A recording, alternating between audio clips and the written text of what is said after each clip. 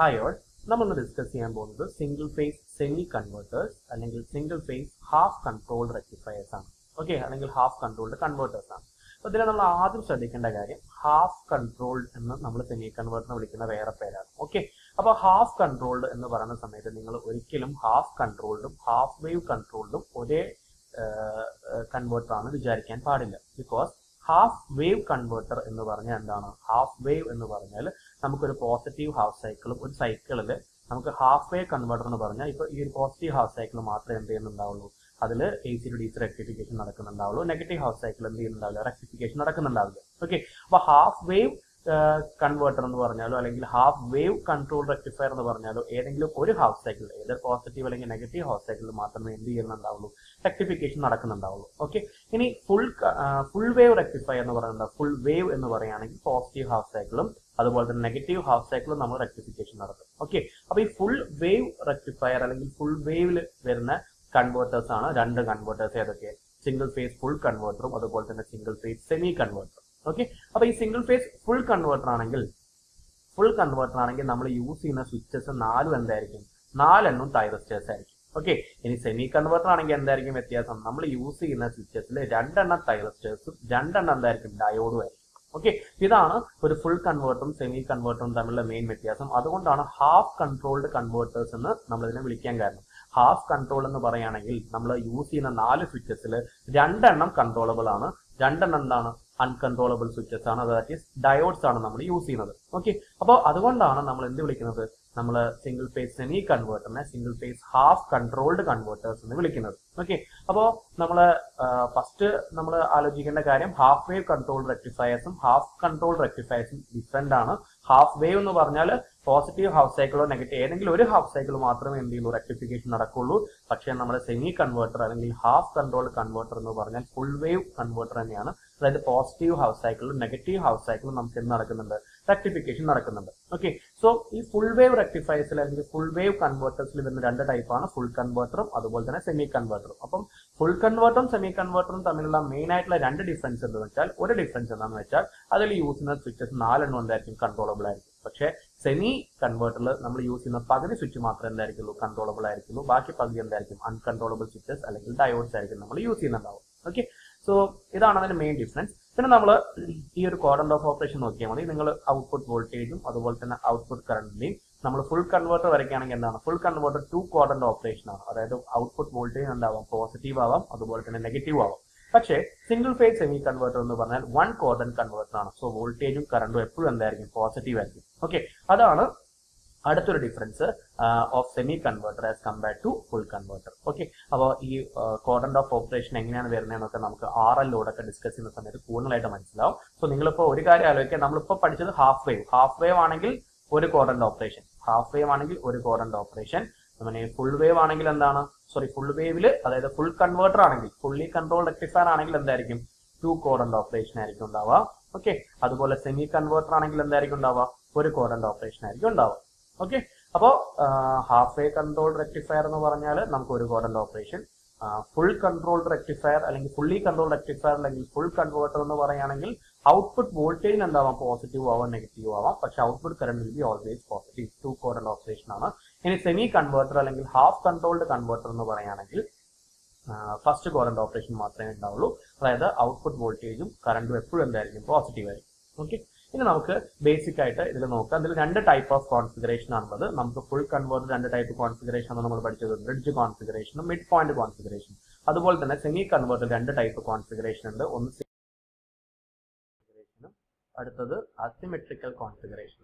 Okay, അപ്പോൾ എന്താണ് symmetrical കോൺഫിഗറേഷനും അതുപോലെ തന്നെ അസിമെട്രിക്കൽ കോൺഫിഗറേഷനും തമ്മിലുള്ള മെയിൻ ഡിഫറൻസ് എന്നാണ് നമ്മൾ ഡിസ്കസ് ചെയ്യാൻ പോകുന്നത്. സിമെട്രിക്കൽ കോൺഫിഗറേഷൻ എന്ന് പറയുകയാണെങ്കിൽ നിങ്ങൾ നോക്കുക, ഒരു ലെഗിൽ നമ്മൾ ഒരു ലെഗ് എടുക്കുകയാണെങ്കിൽ ഒരു ലെഗിൽ ഒരു തൈറസ്റ്ററും ഒരു ഡയോഡും ഉണ്ടെങ്കിൽ നമുക്ക് അതിനെ എന്ത് വിളിക്കാം? സിമെട്രിക്കൽ കോൺഫിഗറേഷൻ വിളിക്കാം. ഒരു ലെഗിൽ ഒരു തൈറസ്റ്റർ ഡയോഡ്, അടുത്ത ലെഗിലും എന്താണ്? ഒരു തൈറസ്റ്റർ ഒരു diode. That is symmetrical configuration. ഇനി അസിമെട്രിക്കൽ കോൺഫിഗറേഷൻ എന്ന് പറയുകയാണെങ്കിൽ ഒരു ലെഗിൽ എന്തായിരിക്കും? 2 തൈറസ്റ്ററും ആയിരിക്കും, അടുത്ത ലെഗിൽ എന്തായിരിക്കും? 2 ഡയോഡും ആയിരിക്കും. ഓക്കെ, അപ്പൊ ഇതിൽ നോക്കുകയാണെങ്കിൽ സിമെട്രിക്കൽ കോൺഫിഗറേഷൻ നോക്കുകയാണെങ്കിൽ 2 ലെഗിലും എന്താ ഉള്ളത്? 2 ലെഗിലും ഒരു തൈറസ്റ്ററും ഒരു ഡയോഡും വീതമാണുള്ളത്. പക്ഷെ ഇവിടെ നോക്കിയേ, അസിമെട്രിക്കൽ കോൺഫിഗറേഷൻ എന്ന് പറഞ്ഞാൽ ഒരു ലെഗിൽ 2 തൈറസ്റ്ററും ഒരു ലെഗിൽ എന്താണ്? 2 ഡയോഡും ആണത്. സോ എന്താണ് അത്? അസിമെട്രിക്കൽ കോൺഫിഗറേഷൻ ആണ്. ഓക്കെ, അപ്പോൾ സിമെട്രിക്കൽ കോൺഫിഗറേഷനും അസിമെട്രിക്കൽ കോൺഫിഗറേഷനിലും മെയിൻ ആയിട്ട് കണ്ടക്ട് ചെയ്യുന്ന ഡിവൈസുകൾക്ക് നമ്മൾ മാത്രമേ എന്തുണ്ടാവുള്ളൂ, ഡിഫറൻസ് ഉണ്ടാവുള്ളൂ. ഓക്കെ, അപ്പോൾ നമുക്ക് അതിന്റെ വർക്കിങ്ങിലോട്ട് കിടക്കാം. ഫസ്റ്റ് തന്നെ നമുക്കൊരു single phase half controlled converter അല്ലെങ്കിൽ സെമി കൺവേർട്ടർ വിത്ത് ആർ ലോഡാണ് ഡിസ്കസ് ചെയ്യേണ്ടത്. ഓക്കെ, അപ്പൊ നിങ്ങൾ ആലോചിക്കുക, നമ്മൾ ഓൾറെഡി ഡിസ്കസ് ചെയ്തിട്ടുണ്ട് T1 D2 കണ്ടക്ട് ചെയ്യുന്ന സമയത്ത് എന്താ സംഭവിക്കുക, അല്ലെങ്കിൽ പോസിറ്റീവ് ഹാഫ് സൈക്കിളിന് മുകളിൽ പോസിറ്റീവ്, താഴെ നെഗറ്റീവ് ആയിരിക്കും ഉണ്ടാവുക. സോ തൈറസിന് T1 ഫോർവേഡ് ബയസ് ആയിരിക്കും ഇവിടെ, അതുപോലെ തന്നെ ഡയോഡ് D1 എന്തായിരിക്കും, ഫോർവേഡ് ബയസ് ആയിരിക്കും. ഓക്കെ, സോ തൈറസ് T1 ഉം D1 ഉം ഫോർവേഡ് ബയസ് ആയിരിക്കും. ഇനി നെഗറ്റീവ് ഹാഫ് സൈക്കിൾ ആണെങ്കിൽ നമ്മുടെ ഡയോഡ് D2 ഉം അതുപോലെ തന്നെ തൈറസ്റ്റർ T2 ആണ് ഫോർവേഡ് ബയസ് ആയിട്ടുണ്ടാവും. ഓക്കെ, അപ്പൊ അതിന്റെ റീസൺസ് ഒക്കെ നമുക്ക് ഓൾറെഡി അറിയാം, കാരണം നമ്മൾ കുറെ വീഡിയോസിലായി നമ്മൾ ഇതെന്നെ ഡിസ്കസ് ചെയ്തുകൊണ്ടിരിക്കുന്നു. അപ്പൊ ഞാൻ പറയേണ്ടില്ല എന്ന് വിചാരിക്കുന്നു. കാരണം പോസിറ്റീവ് ഹാഫ് സൈക്കിൾ നോക്കുക, പോസിറ്റീവില് നമ്മൾ തൈറസിന്റെ anode is more positive than cathode, so T1 forward bias. ഈ നെഗറ്റീവ് അങ്ങോട്ട് വരും ഈ പോയിന്റ് ബിയിലോട്ട്, സോ ഡയോഡ് D1 ന്റെ cathode is more negative than anode, so it will be forward bias. അപ്പോ നമ്മൾ മെയിൻ ആയിട്ട് ഇതിലൊരു ഡിഫറൻസ് വരിക RL ലോഡിലാണ്. ഓക്കെ, RL ലോഡിൽ നമുക്ക് ആഫ്റ്റർ പൈ, അതായത് പോസിറ്റീവ് ഹാഫ് സൈക്കിൾ കഴിഞ്ഞിട്ട് നമുക്ക് ഔട്ട്പുട്ട് വോൾട്ടേജ് വരുന്നുണ്ട് അല്ലേ. ആ സമയത്ത് നമ്മുടെ ഡയോഡ് D1 എന്തായിരിക്കും, റിവേഴ്സ് ബയസ്ഡ് ആയിട്ട് അടുത്ത ഡയോഡ് D2 എന്തെങ്കിലും കണ്ടക്ട് ചെയ്യാൻ തുടങ്ങും. ഓക്കെ, അപ്പൊ R ലോഡ് നമുക്ക് കാര്യമായിട്ട് വ്യത്യാസം വരുന്നില്ല.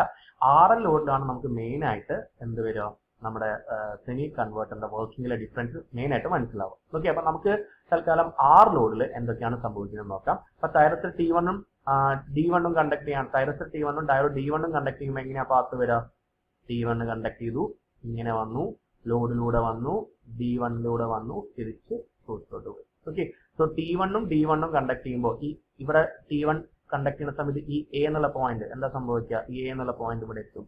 ഓക്കെ, ഇനി ഈ D1 ഓൺ ആവുന്ന സമയത്ത് ഈ B എന്നുള്ള പോയിന്റ് എവിടേക്ക് എത്തും, ഈ B എന്നുള്ള പോയിന്റ് ഇങ്ങനെ വന്ന് ഇവിടേക്ക് എത്തും. ഓക്കെ, സോ നമുക്ക് എന്ത് പറയാം, T1 ഉം D1 ഉം കണ്ടക്ട് ചെയ്യുകയാണെങ്കിൽ അതിന്റെ അക്രോസിലെ വോൾട്ടേജ് എന്താ വരിക, VAB എന്ന് പറയാം. ഓക്കെ, അതുപോലെ തന്നെ നമുക്ക് നെഗറ്റീവ് ഹാഫ് സൈക്കിൾ എന്താ സംഭവിക്കുക, നെഗറ്റീവ് ഹാഫ് സൈക്കിൾ ഇവിടെയാണ് പോസിറ്റീവ് അല്ലെ, ഇങ്ങനെ കയറി. ഓക്കെ, ഏതൊക്കെ ഡയോഡ് തൈറസ് കണ്ടക്ട് ചെയ്യുക, തൈറസ് T2. ഓക്കെ, അതുപോലെ തന്നെ നമ്മുടെ ഡയോഡ് D2 ആണ് നമുക്ക് മെയിൻ ആയിട്ട് കണ്ടക്ഷൻ നടത്തുക അല്ലെ. അപ്പൊ ഇങ്ങനെയാണ് ഇതിന്റെ പാർട്ട് വരിക. ഓക്കെ, അപ്പോ എന്താ സംഭവിക്കുന്നത് വെച്ചാൽ ഈ B എന്നുള്ള പോയിന്റ് അല്ലെ, ഈ B എന്നുള്ള പോയിന്റ് T2 കണ്ടക്ട് ചെയ്യുന്നതുകൊണ്ട് ഈ B എന്നുള്ള പോയിന്റ് ഇങ്ങോട്ട് കയറി വരും. ഓക്കെ, അതുപോലെ തന്നെ നമ്മുടെ ഡയോഡ് D2 കണ്ടക്ട് ചെയ്യുന്നതുകൊണ്ട് ഈ A എന്നുള്ള പോയിന്റ് ഇങ്ങോട്ട് വന്ന് ഇവിടേക്ക് കയറി വരും. ഓക്കെ, അപ്പോ T1 D1 കണ്ടക്ട് ചെയ്യുന്ന സമയത്ത് നമുക്ക് ഔട്ട്പുട്ട് വോൾട്ടേജ് VAB ആയിരിക്കും. സിമിലർലി T2 D2 കണ്ടക്ട് ചെയ്യുന്ന സമയത്ത് നമുക്ക് ഔട്ട്പുട്ട് വോൾട്ടേജ് എന്തായിരിക്കും വരും, VBA ആയിരിക്കും വരും. ഓക്കെ, അപ്പൊ നമ്മൾ ബേസിക് ആയിട്ടുള്ള കാര്യങ്ങളൊക്കെ നമ്മൾ ഡിസ്കസ് ചെയ്തു. ഇനി നമുക്ക് ഡിസ്കസ് ചെയ്യാനുള്ളത് എന്താണ്, നമുക്ക് അതിന്റെ വേവ് ഫോമിലോട്ട് പോകാം. ഓക്കെ, അപ്പൊ വേവ് ഫോമിൽ എന്താണ് സംഭവിക്കുന്നത്, ആദ്യം തന്നെ നമ്മൾ എന്ത് വരയ്ക്കുന്നു, ആദ്യം തന്നെ നമ്മൾ നമ്മുടെ സോഴ്സ് വോൾട്ടേജ് വരയ്ക്കുന്നു. ആ സോഴ്സ് വോൾട്ടേജ് എന്തൊക്കെ മാർക്ക് ചെയ്യണം, നമ്മൾ പോസിറ്റീവ് ഹാഫ് സൈക്കിൾ നമ്മൾ എങ്ങനെയാണ് മാർക്ക് ചെയ്യാറ്, VAB. നെഗറ്റീവ് ഹാഫ് സൈക്കിൾ നമ്മൾ എങ്ങനെയാണ് മാർക്ക് ചെയ്യാറ്, VBA. VAB മാർക്ക് ചെയ്തു. ഓക്കെ, അപ്പൊ അതുകൊണ്ട് തന്നെ at omega T equal to ആൽഫയിൽ ഞാൻ ആർക്ക് ട്രിഗറിംഗ് ബൾസ് കൊടുത്തു, തൈറസ് T1 ട്രിഗറിംഗ് ബൾസ് കൊടുത്തു. At omega T equal to pi plus ആൽഫയിൽ ഞാൻ ആർക്ക് ട്രിഗറിംഗ് ബൾസ് കൊടുത്തു, T2 കൊടുത്തു. വീണ്ടും 2π പ്ലസ് ആൽഫയിൽ T1, വീണ്ടും 3π പ്ലസ് ആൽഫയിൽ T2, അങ്ങനെ T1 T2 വീണ്ടും T1 വീണ്ടും T2 അങ്ങനെ പോയിക്കൊണ്ടിരിക്കും. ഓക്കെ, അപ്പൊ നമുക്ക് ഇതിന്റെ ഔട്ട്പുട്ട് വോൾട്ടേജിന്റെ വേവ് ഫോം ആണ് വരയ്ക്കുന്നത്. ഓക്കെ, അപ്പൊ നമുക്ക് ആദ്യം നോക്കുക, നിങ്ങൾ നോക്കുക, omega T equal to zero positive half cycle എന്താ സംഭവിക്കുന്നത്, ആദ്യം തന്നെ തൈറസ് T1 ഉം അതുപോലെ തന്നെ ഡയോഡ് D1 ഉം ഫോർവേഡ് ബയസ് ആണ്. പക്ഷെ കണ്ടക്ഷൻ നടക്കുമോ, ഇല്ല. കാരണം എന്തുകൊണ്ടാണ്, നമ്മുടെ തൈറസ് T1 ഫോർവേഡ് ബയസ് ആണെങ്കിൽ കൂടി അവിടെ ഗേറ്റ് പൾസ് കൊടുത്തിട്ടില്ലെങ്കിൽ കണ്ടക്ഷൻ നടക്കില്ല. ഓക്കെ, അപ്പൊ നമുക്ക് കണ്ടക്ഷൻ നടക്കണമെങ്കിൽ എന്ത് ചെയ്യണം, നമ്മൾ ഗേറ്റ് പൾസ് കൊടുക്കണം. അപ്പൊ നമ്മൾ ഗേറ്റ് പൾസ് നമ്മൾ ഒമേഗ ടി ഈക്വൽ ടു ആൽഫയിലാണ് കൊടുത്തിട്ടുള്ളത്. So omega T equal to ആൽഫയിൽ ആര് കണ്ടക്ട് ചെയ്യുന്നു, T1 ഉം D1 ഉം കണ്ടക്ട് ചെയ്യുമ്പോൾ എന്ത് ഫോളോ ചെയ്യും, it will follow VAB. Okay, T1 D1 conduct ചെയ്ത ഔട്ട്പുട്ട് വോൾട്ടേജ് എന്താ വരിക, VAB. ഓക്കെ, അപ്പൊ നമ്മൾ എന്താ മുകളിലോട്ട് നോക്കുക, VABന്റെ ഷേപ്പ് എന്താണോ അതേപോലെ വരയ്ക്കുക. ഓക്കെ, അപ്പൊ ഇത് R ലോഡ് ആയതുകൊണ്ട് നമുക്ക് എന്താ സംഭവിക്കുക, വോൾട്ടേജിന്റെ അതേ ഷേപ്പ് തന്നെ ആയിരിക്കും എന്ത് വരിക, കറണ്ടിന്റെ വേവ് ഫോം വരിക. Okay, because we know that I0 is equal to V0 divided by R. Okay, resistive load ആയതുകൊണ്ട് കറണ്ടും വോൾട്ടേജും സെയിം ഫേസിലായിരിക്കും. സോ നമുക്ക് ഔട്ട്പുട്ട് കറണ്ടും അതുപോലെ തന്നെ വരച്ചാൽ മതി. പക്ഷേ I0 എന്ന് പറഞ്ഞാൽ V0നേക്കാളും ചെറുതായിരിക്കും, V0 ഡിവൈഡ് ബൈ R എന്നുള്ള വാല്യൂ ആയതുകൊണ്ട്. ഓക്കെ, അപ്പൊ നമ്മള് ഔട്ട്പുട്ട് കറണ്ട് വേവ് ഫോം നമ്മൾ വരും. അപ്പൊ ഔട്ട്പുട്ട് കറണ്ട് ഇവിടെ എന്തായി, 0 ആയി. അപ്പൊ കറണ്ട് 0 ആയി കഴിഞ്ഞാൽ എന്തായി, ലാച്ചിങ് കറണ്ട് ഹോൾഡിംഗ് കറണ്ട് ആണ് നമ്മൾ 0 ആയിട്ട് അസ്യൂം ചെയ്തിട്ടുള്ളത്. നമ്മൾ തൈറസ് എന്തായി, ഓഫായി. അതിന്റെ അക്രോസ് എന്ത് വരുന്നുണ്ട്, റിവേഴ്സ് വോൾട്ടേജും വരുന്നുണ്ട്, VBA ആണ് വരാൻ പോകുന്നത് അല്ലെ. അപ്പൊ തൈറസ് T1 എന്തായാലും ഓഫായി. ഇനി നമ്മൾ എന്താ സംഭവിക്കുന്നത്, നമുക്ക് നെഗറ്റീവ് ഹാഫ് സൈക്കിളിലെ കഥയാണ് പറയുന്നത്. നെഗറ്റീവ് ഹാഫ് സൈക്കിൾ എന്താ സംഭവിക്കുന്നത്, നെഗറ്റീവ് ഹാഫ് സൈക്കിൾ നമുക്കറിയാം thyristor T2 D2 forward bias ആണ്.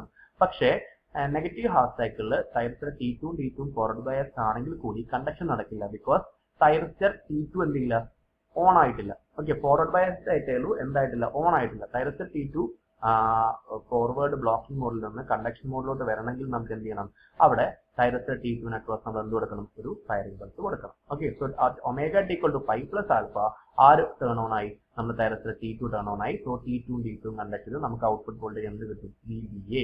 എന്താണോ ആ സമയത്ത് VBA ഉള്ളത് ആ VBA അതേപോലെ താഴോട്ട് വരച്ചാൽ മതി. ഓക്കെ, അപ്പോൾ നമുക്കറിയാം ഔട്ട്പുട്ട് കറണ്ട് എന്ന് പറയുന്നത് എന്താണ്, എന്താണോ വോൾട്ടേജിന്റെ വേവ് ഫോം ഉള്ളത് അത് ഡിവൈഡ് ബൈ R സെയിം ഫേസിൽ വരച്ചാൽ മതി. ഓക്കെ, സോ നമുക്ക് ഔട്ട്പുട്ട് കറണ്ടിന്റെയും അതുപോലെ തന്നെ ഔട്ട്പുട്ട് വോൾട്ടേജിന്റെ ഇക്വേഷൻ നമുക്കായി. ഇനി നമ്മൾ എന്ത് ചെയ്യണം, തൈറസ്റ്റർ നെറ്റ്വർക്കിലെ വോൾട്ടേജ് ആണ് വരയ്ക്കേണ്ടത്. തൈറസ്റ്റർ നെറ്റ്വർക്കിലെ വോൾട്ടേജ് നിങ്ങൾ നോക്കുക, ഇവിടെ T1 ആണ് കണ്ടക്ട് ചെയ്യുന്നത്, T1 D1, ഇവിടെ T2 D2 ആണ് കണ്ടക്ട് ചെയ്യുന്നത്.